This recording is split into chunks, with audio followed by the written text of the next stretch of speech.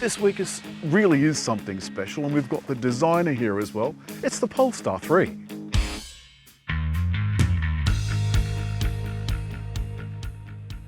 We have a couple of different models and another one coming, but we can't talk about that just yet. So we'll talk about these two, which is the performance model and the non-performance model of the all-wheel drive version. So that's a motor at the front, motor at the back. And this one has 380 kilowatts and a 111 kilowatt hour battery.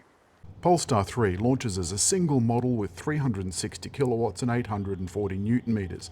And the $9,000 performance pack brings power up to 380 kilowatts and 910 newton meters. And it decreases the 0 to 100 from 5 seconds to 4.7 seconds. It also adds some tasty trim such as the gold seatbelts and other highlights. The launch edition comes standard with both Pilot and Plus packs, and all those cars have been pre-configured and are for sale now. The 2025 Polestar 3 still has the Pilot pack as standard, but the Plus pack becomes an $8,000 option.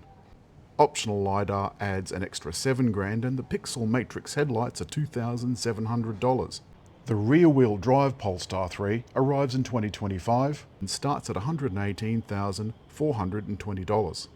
There's a ton of boot space and the rear is absolutely capacious. You'll notice that the handles are popped out and the seat is set for me. And this is what I was talking about with loads of space. Right. Keep in mind I'm a man of the fuller figure. I've still got tons of space. There's still space under the seat for my feet and the floor is flat and I've got another zone of climate control in the back. The back is actually as nice as the front. It's the interior where they've really gone bananas with this term luxury. So start, for example, with the speakers. There's a wing at the top of that tweeter that echoes the wing on the front of the car.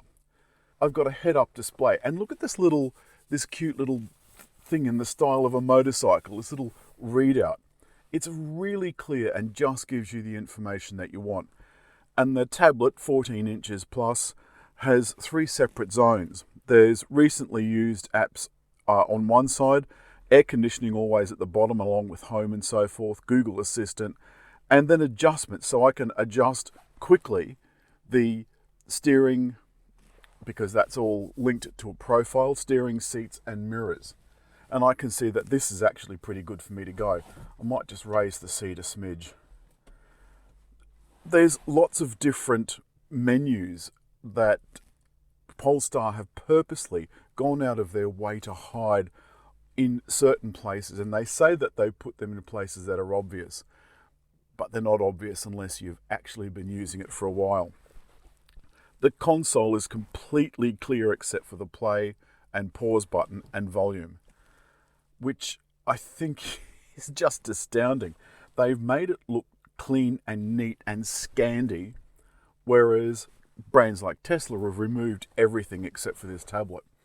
And I think it's really important to have something in front of the driver.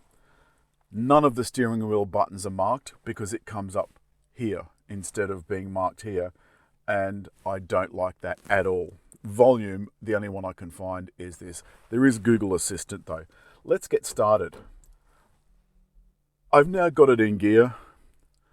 Air conditioning is, bring up air conditioning. I've got massage, I've got the sync button on.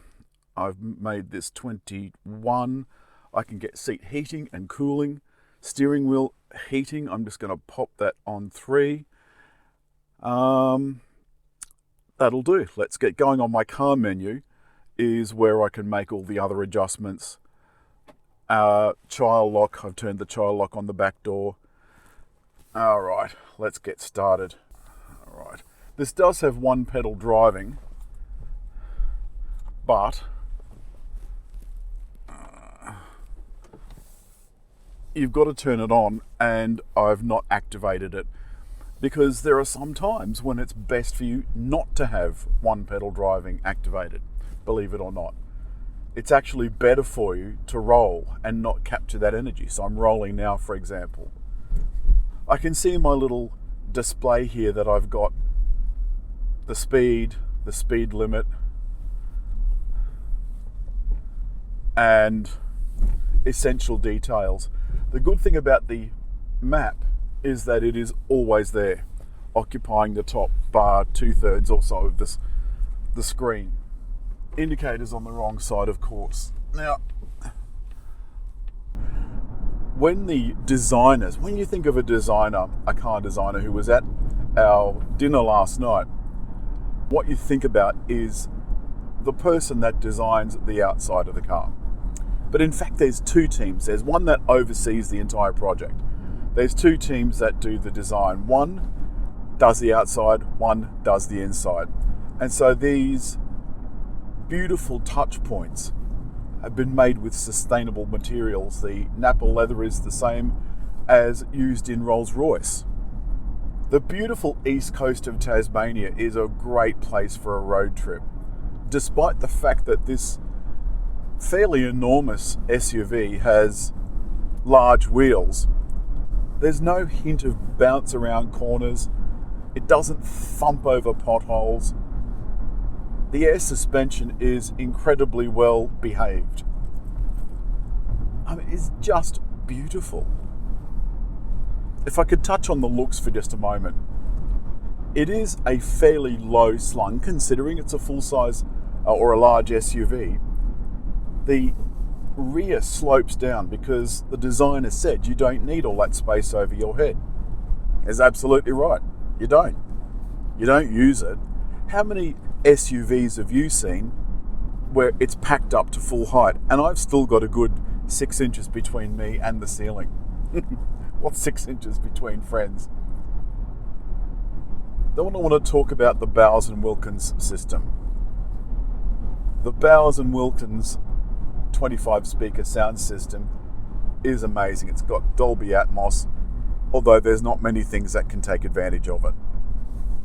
But the sound is absolutely sensational. We come to price. There is a two-wheel version coming, a rear-wheel drive.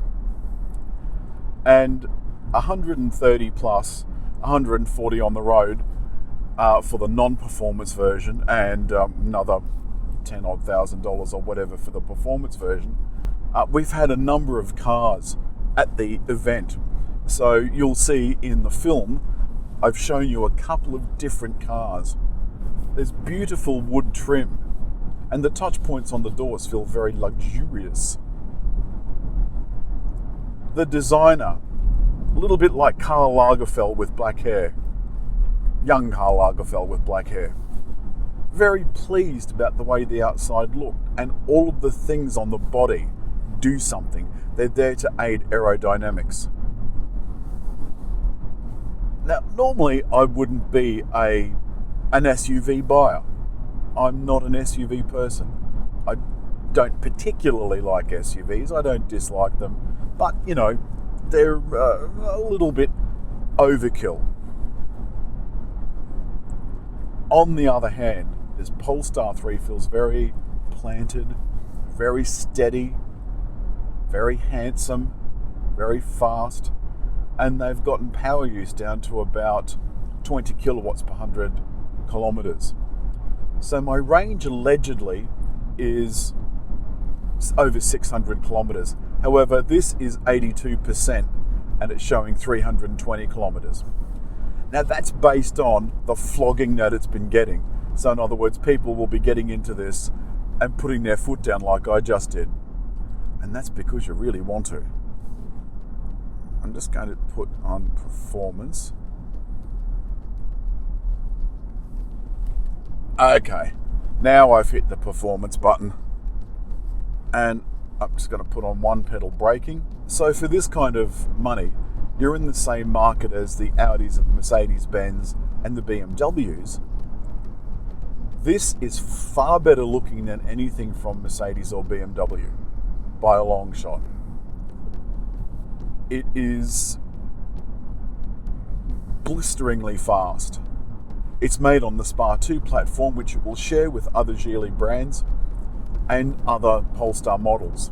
And importantly, the battery itself can be serviced. So if you had a dead cell, you can replace little individual modules which are made up of the individual cells. And every EV maker has told me that batteries last longer than the car. They'll have a second life in a house or some sort of group storage facility. That's all in beautiful Tasmania for the Polestar 3. I can't think of a time when I've been more excited about a battery electric car. It does everything it says on the box and more. But as always, leave a comment, hit like, and just there to subscribe.